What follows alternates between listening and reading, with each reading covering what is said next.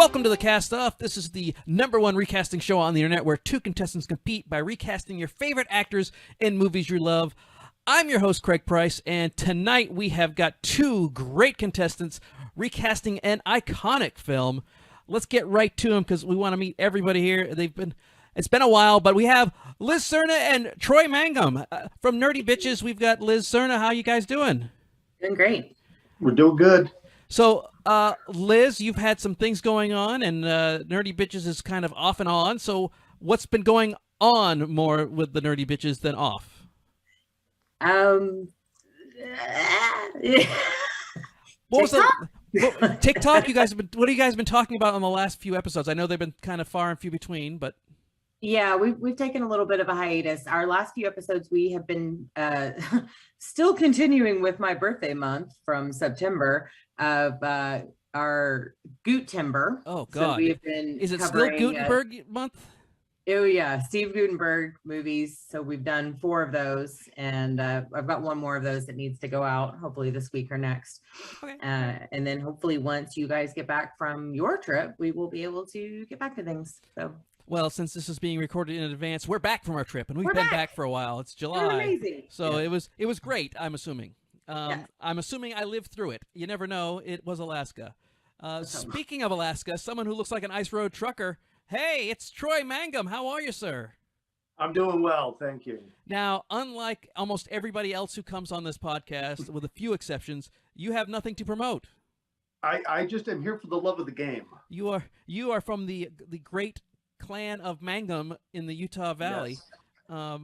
So what have you been up to in your personal life? What do you do for movies? Have you been out there doing stuff? Because you look like you've just crawled out of Alaska.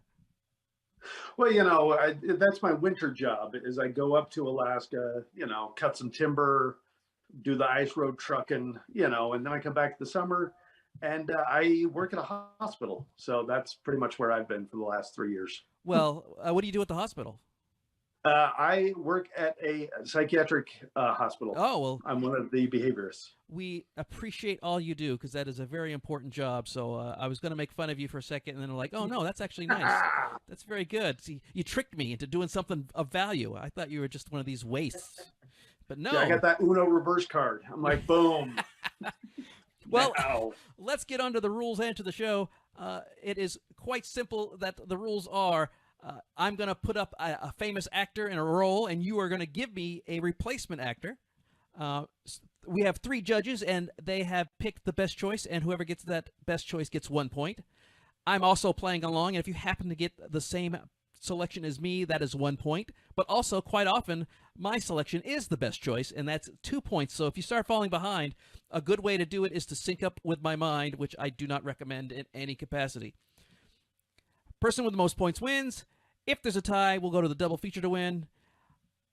But let's talk about what's going on here. It's the entire month of July is Steve Martin month on our home base, Matinee Heroes, and we're kicking it off with The Jerk. I don't quite know where we are in the scheme of things, so I do know that the first one we're doing is The Jerk. It's one of his best. He's fantastic in it. So head over to matineeheroes.com/subscribe and subscribe to the audio podcast. But while you're there, if you're enjoying what you're watching and you want to subscribe as well, head over to matineeheroes.com/castoff, and you can find all of the multiple ways of watching this on video. Also, remember that you can also subscribe to the audio podcast and listen to the post-game show every Thursday right on here on Matinee Heroes. So let's get to it, folks. We've got we're going to put on our disco shoes, our butterfly collars, and go back to the 70s, where it all really began with Superman the movie. And Liz, you won the toss, so you're going to go first. So we're going to start off with, obviously, the man himself, El Jor-El, because this is a weird situation where we're going with the cast list, and so Brando was top billed in this movie, despite the fact he's only in it for the first 10 minutes or so, and he is a wacko because he wanted Jor-El to be a bagel. He actually pitched, I don't need to be there. Give me $1 million and we can just voice over a bagel. So, Elizabeth, what pastry did you pick to replace Brando? It wasn't a bagel, I'll tell you that. I think we're looking at a real cheese Danish situation here, because that's my pastry of choice. I because Jarrell in this has such a godlike father in the sky kind of situation going on. I went with Laurence Olivier in the kind of Clash of the Titans era. Well, he had a beard in that, and I didn't think he'd be a good bearded. But this is the same time frame. This is literally the same year as that came out. So, legendary stage actor, did Hamlet, was in Marathon Man, The Clash of the Titans, The Jazz Singer, The Bounty. I mean, he's supposed to be the pinnacle of acting talent. And so you went with some big guns. Mm. So, Troy, what big guns did you bring to counteract Sir Laurence Olivier? Well, first, I just want to know if next time I'm on this, can I just be like a donut and we'll just hang the donut and just spin it around and I'll do the disembodied voice? Yeah, we'll see if you're on next time. All right. Yeah. Because that's really what Brando did, is he was, for the most part, just a disembodied voice and a face. And so I went, if I have to have a disembodied voice of a god, it's going to be Morgan Freeman. Absolutely. And he is the voice of God. Known for The Shawshank Redemption, Seven, The Dark Knight Trilogy, Unforgiven, Glory, all 5 of those movies you can find right here on Matinee Heroes. So head over to matineeheroes.com and download and listen to those episodes. But so obviously this is going to play into your Superman pick later on, I'm assuming. Yes. Okay. It's all, I had to go with, they had to resemble father and son. It's all connected. So we've got Sir Laurence Olivier. If he was from Britain, I know he would be Sir Morgan Freeman. That is true. And the judges decide to go with Laurence Olivier. Elizabeth gets the point. Hey. I went with Anthony Hopkins, who is the de facto Olivier of now. In fact, they used him to dub Olivier when they did Spartacus updates. He was just basically the next generation. So I thought Anthony Hopkins would do the same thing. Well, next we get to the great Gene Hackman playing the villain Lex Luthor. And that means, Troy, you get to pick the most conniving, evil man on the planet, who's at someday in the comics will become president. Who do you have playing potential president, but yet supervillain in 1978? Lex Luthor. Well, first I wanted to put my brother Tracy, but you told me that wasn't allowed, so I had to go with an actor. Yeah. And he can barely behave himself. Never mind act like someone else. That's all I'm saying. He was born to play evil. That's, he's already bald. Anyway, getting back to it. So this Lex Luthor is more sarcastic. He's more, he's not very physical. So I went with David Spade. David Spade. All right. He's known as Chris Farley's sidekick, as he was in Tommy Boy and Black Sheep. But he broke out on his own in Joe Dirt, and then he became Adam Sandler's sidekick in a lot of like the Benchwarmers and the Grown Ups. All right, that's a quite unusual pick for this, especially if you're going to replace Gene Hackman with David Spade. But hey, let's see what the judges think. So, Elizabeth, who do you have to compete with David Spade? Well, that's a tough one. I went with Billy Bob Thornton, but kind of the Love Actually era, where he actually played the president of the U.S. and was kind of a dick, or right, kind of a butthole. And I thought that would be a great Lex Luthor replacement right there. Yeah. So he's known for his very introspective everyman type characters, because he's very accessible, even the fact that he's kind of weird. But he was in Sling Blade. I know one of your favorites, Tombstone. A Simple Plan, Bad Santa, Armageddon. So, yeah, I could see that. I could see him shaving that head down and being a bad guy.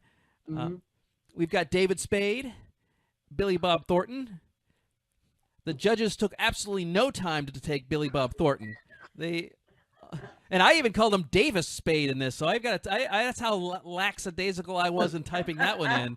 No respect for David Spade. No, absolutely none. No. Zero. No, nor does he deserve any. Of course, I went with Bryan Cranston, who was rumored to be Lex Luthor for a while, and I thought he would have been a great Lex Luthor. Just shave the goatee off, but yeah. Well, next we get to the man himself, the iconic star, Christopher Reeve, playing Superman to perfection, and I find that this has to be the hardest recasting, because everybody who recasts Superman basically is recasting Christopher Reeve, not Superman, his prototype. So very difficult. It's going to be very hard. So I think we're starting with Liz. Liz, who do you have playing the best Superman that's ever lived? This was hard, and this was like my last one because it took a long time. I went with Matt Bomer just because he looks like Superman. Look at him. He's gorgeous. Yeah, that's what Superman's face looks like right there. He absolutely does. There are some pictures online that have him in the Superman outfit where it's photoshopped, and I didn't want to sway the judges by having that particular photo there. But yes, known for some smooth operators, he's a very cool but psychotic hitman in The Nice Guys, Flight Plan. He's in the Magic Mike movies, which I'm sure a lot of the ladies like. And, of course, I think a lot of people know him from USA's White Collar. So, Troy, you've got to fight back after that David Spade pick, which was out of left field. Please tell me you don't have Adam Sandler for Superman. No, I didn't go that. I wasn't that far out there in left field. So my thing was, you're trying to recast Christopher Reeve. You can't do it. So I went with, just zigged instead of zagged. I went with Chadwick Boseman. Oh, absolutely. Chadwick, dignified heroes as he was in Jackie Robinson 42, The Black Panther, Marshall, and of course, Ma Rainey's Black Bottom was his last movie, and he was really good in that too. I think he was good in almost everything he ever did, which is amazing. And of course, taken way too soon. I could easily see him playing Superman. So we've got Matt Bomer, Chadwick Boseman. The judges just couldn't deny Matt Bomer because he's the spitting image of Clark Kent and Superman. I think that might be the problem, is I can't see Chadwick Boseman as Clark Kent. It's one of those things. That was a challenge. It's like, because you have to be able to fit both. Yeah. And I decided to go with Sebastian Stan. So I think he's got that Superman look, and then he can play a little nerdy. He actually plays mostly douchebag bad guys when he's not playing heroes. So now we get to my favorite, and this is Ned Beatty as Otis. I just love him. He's great. I love when he's got the Otis veil and Mr. Luta. I love him. And also recently passed away last year. So Troy, who do you have playing the bumbling sidekick that is Otis? Well, see, that's the thing. He's the bumbling sidekick. He's the comic relief to David Spade's Lex Luthor. It could only be Chris Farley.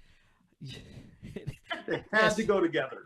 Now, this one actually makes more sense. So he's known for high-energy comedy in Tommy Boy, Black Sheep, and, of course, he was in Wayne's World and Billy Madison, Beverly Hills Ninja. So if did you do this one first and then go back to David Spade? That's exactly what I did. Okay. I said, let's reunite those two one last time. Because this makes a lot more sense. This is a much more fitting cast than David Spade as Lex Luthor. I just couldn't see him be anyone else's sidekick but David Spade, so I had to do it. Yeah. Well, if you had to, you had to. Elizabeth, who do you have to out Otis Chris Farley? I love Otis too. I think he's a great character. And I went, again, classic. I went Tim Conway. Oh, this is great too. This is another one. TV comedy legend. He was in McHale's Navy, the movie, The Apple Dumpling Gang, The Shaggy DA, Cannonball Run 2, and we'll never forget him as the driver instructor in Speed 2 Cruise Control. And, of course, he was Dorf and all of the things that were Dorf. But I loved him as a kid coming home after school and watching him on the reruns on the Carol Burnett Show. Yep. So we've got Chris Farley, Tim Conway, and it finally paid off. Troy, all right. It's Chris Farley. I went with Bobby Moynihan because I find Bobby Moynihan, just like Otis, very sweet and nice and funny, and he can be bumbling, but I think he fits that mold where Otis is definitely not dangerous. He's not a henchman. He's a sidekick. He's only dangerous if he falls on you. Yeah, he's a danger to himself, not to the others. Well, now we get to Perry White, editor-in-chief of the Daily Planet, who is played by Jackie Cooper, who, if you don't know Jackie Cooper, he was a child star. He was someone who had been a 5 or 6 year old wonder kid in the movies and was still going strong well into the 70s. So, Liz, who do you have playing the editor-in-chief of the Daily Planet? I went with Kurtwood Smith. Kurtwood Smith. Oh, now notorious bad guy, as we have seen him in RoboCop and Rambo 2 and Dead Poet Society, where he's such a bad dad that his kid kills himself. And I don't remember him in Quick Change, but I think we all know him from that 70s shows where he's known for despising dumbasses.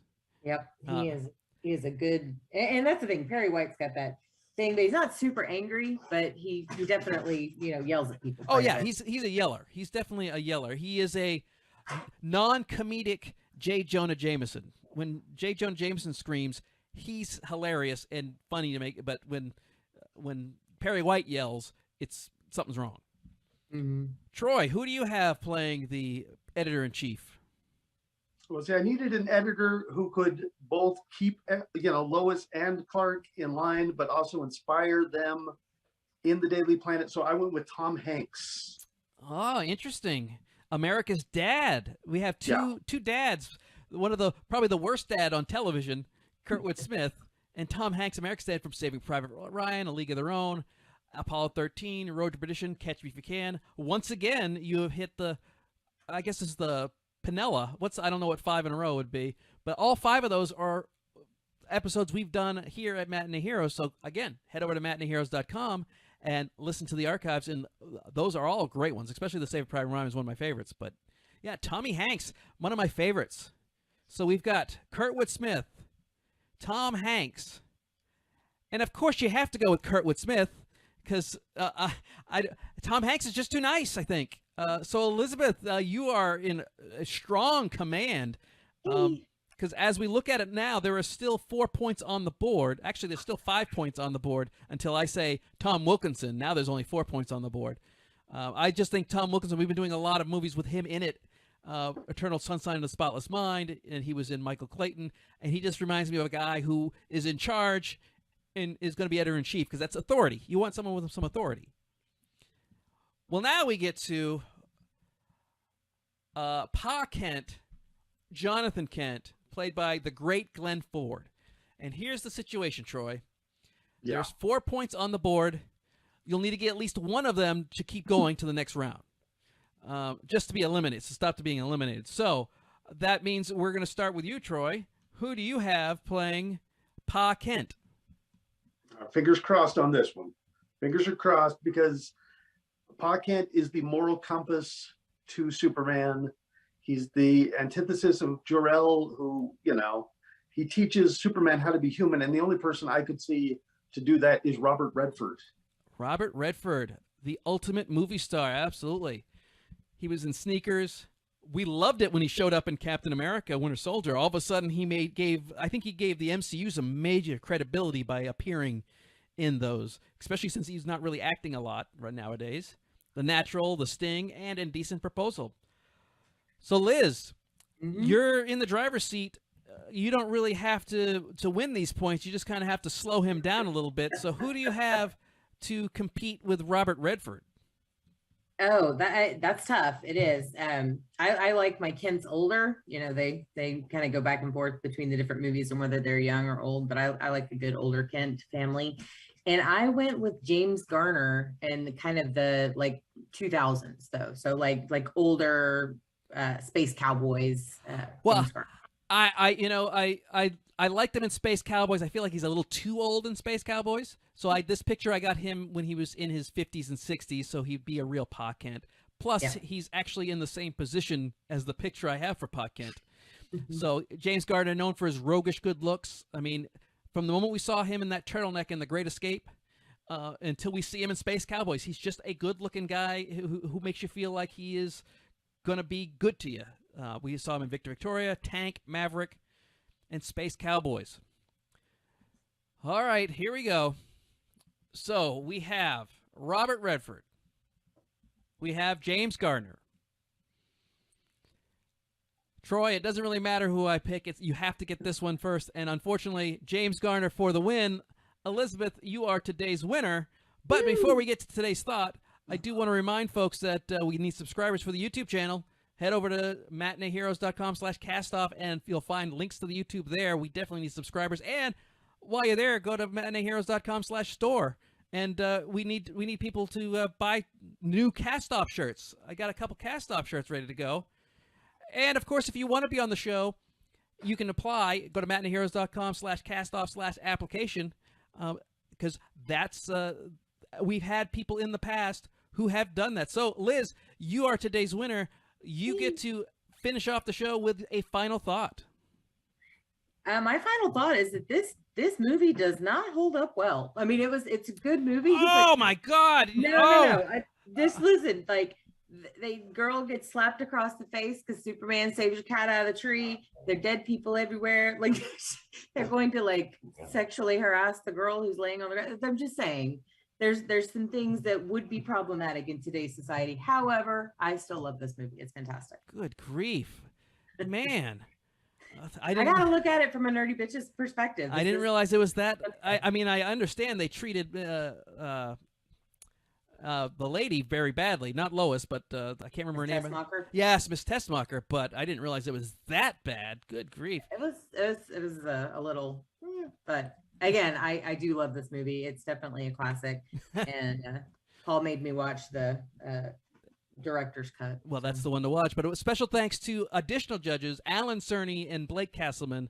You can thank them for your point, Troy, because I went with Tim Conway. I loved Tim Conway. So on behalf of Troy Mangum and today's winner, Liz Serna, my name is Craig Price. This is the Cast Off. We'll see you next week.